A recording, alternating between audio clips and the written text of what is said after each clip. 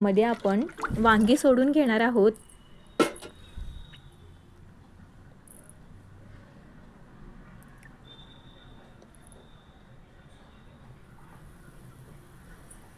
दोन ते 3 मिनिटांनी लगेच पाण्याला उकळी येते।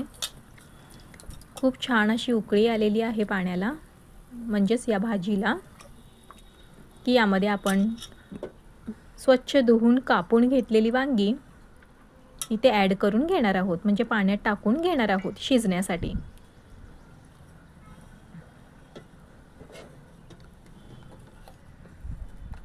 वांगी मस्त अशी शिजून झाली की मग यामध्ये भाजून बारीक केलेला शेंगदाण्याचा कूट इथे वापरायचा आहे।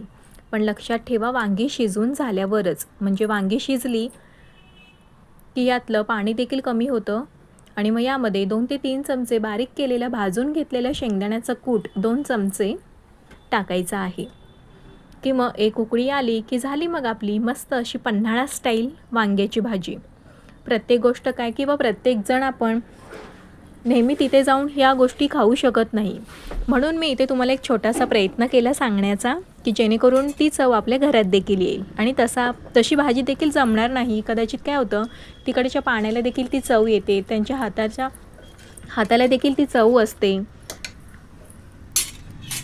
पण आपण घरी प्रयत्न नक्की करू शकतो।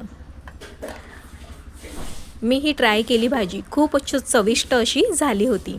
हे बघा, मी इथे 2 ते 3 चमचे इथे बारीक केलेला शेंगदाण्याचा कूट वापरला आहे, ते पण वांगे शिजून झाल्यावरच। आता मस्त 2 ते 3 मिनिटं हे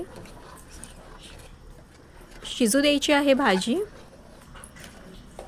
की मग आपली भाजी तयार आहे।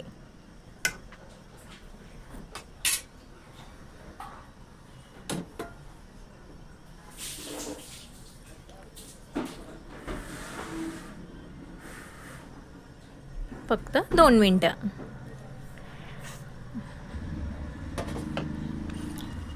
आहे की नाही मस्त आणि स्वादी सोपी मस्त अशी रेसिपी आणि नवीनसाठी सबस्क्राइब करायला तर मग आशा का परत भेटूयाच। चलो बाय बाय।